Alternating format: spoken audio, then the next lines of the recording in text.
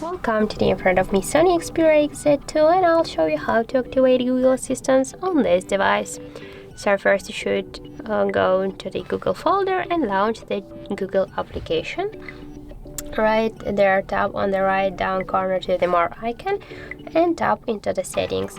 Now just tap to the Google Assistant section and scroll down to the general options. And near the Google Assistant, tap once on the switcher and tap to OK to turn on to just enable the Google Assistant on this device. So that's how it looks. Thank you guys for watching, and if you found this video helpful, don't forget to leave a like, comment and to subscribe our channel.